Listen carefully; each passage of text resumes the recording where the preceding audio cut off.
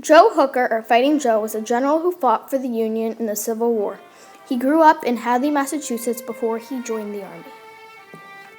Hooker went to Hopkins Academy, finishing 29th out of 50th. Then he graduated from the United States Military Academy.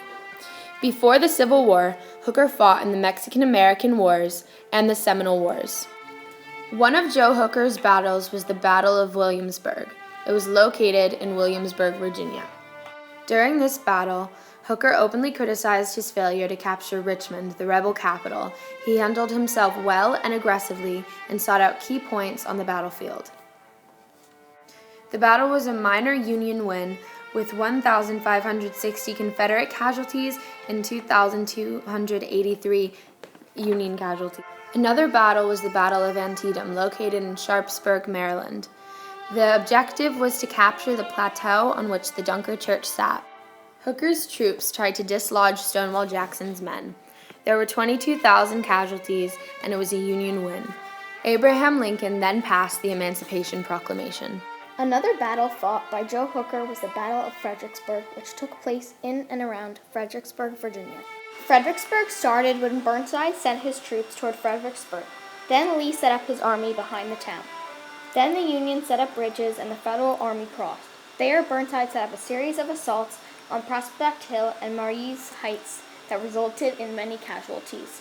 The Union left flank was separated, but they counterattacked. Burnside then called for the offense to stop and retreat.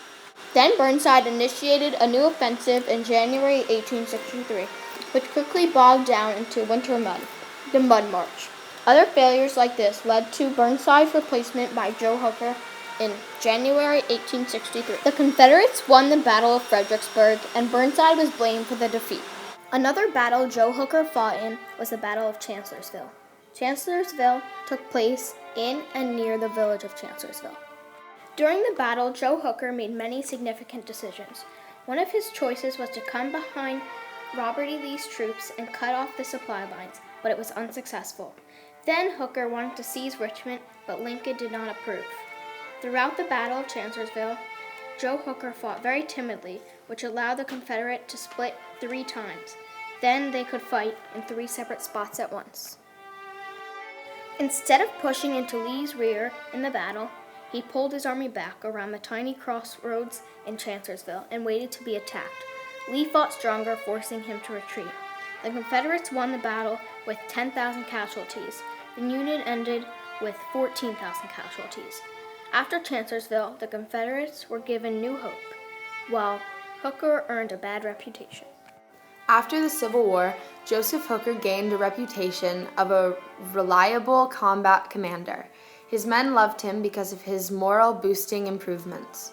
Hooker was also awarded for his bravery in battles. Because Hooker was a hard drinker and regular visitor with prostitutes, his last name, Hooker, is now used to describe people today with a personality like his.